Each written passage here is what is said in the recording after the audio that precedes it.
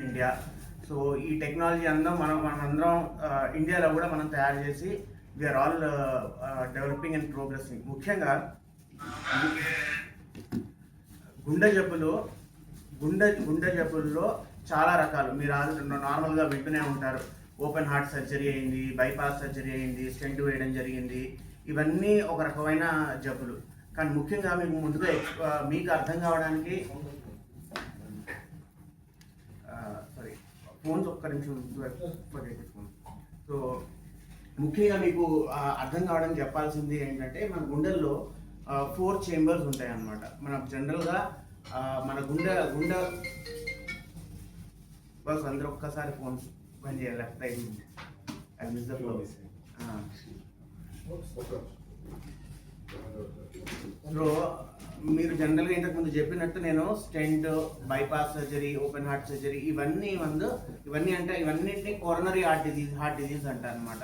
అంటే గుండె రక్తనాళాల్లో వయసు వల్ల వచ్చే బ్లాకేజెస్ని క్రియేట్ చేయడాన్ని కోరనరీ హార్ట్ డిజీజ్ అంటారు. అలానే కాకుండా మనకి వాల్వులర్ హార్ట్ డిజీజ్ అని, స్ట్రక్చరల్ హార్ట్ డిజీజ్ అనేది ఉంటుంది. అంటే మీరు ఫర్ ఎగ్జాంపుల్ గుండె ఎలా పనిచేస్తుంది, గుండెకి మనకి 4 చేంబర్స్ ఉంటాయి. ఇక్కడ కనపడుతుంది కదా, ఇట్లా నాలుగు రూమ్స్ ఉన్నాయి. ఒక రూమ్ నుంచి ఇంకో రూమ్ కి రక్త ప్రవాహం చేస్తుంది. అంటే ఈ రూమ్ నుంచి ఆ రూమ్కి వెళ్ళడానికి మధ్యలో ఒక డోర్ ఉంది. ఆ డోర్నే వాల్వ్ అంటారు. అట్లానే గుండెలో 4 రకాల వాల్వ్స్ ఉంటాయి అన్నమాట. Mitral valve, aortic valve, pulmonary valve and tricuspid wall.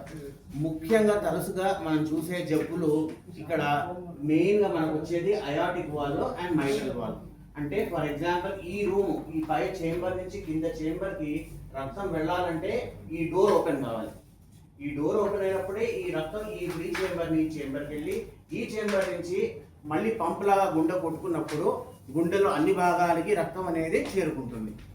ఈ వాల్వ్ జనరల్గా రుమాటిక్ హార్ట్ డిజీజ్ పుట్టుకతో జనరల్గా లీక్ అవడం ఏమైనా జరగచ్చు. కానీ ముఖ్యంగా మైట్రల్ రిగర్జిటేషన్ అనే ఒక జబ్బు, అంటే నార్మల్గా ఈ చేంబర్ నుంచి ఈ చేంబర్కి బ్లడ్ రాకుండా ఈ వాల్వ్ లీకేజ్ ఉండడం వల్ల కొంచెం రక్తం ఈ చేంబర్ నుంచి బ్యాక్ అంటే వెనక్కి వెళుతుంది. దీన్నే మనం మైట్రల్ రిగర్జిటేషన్ అంటాం.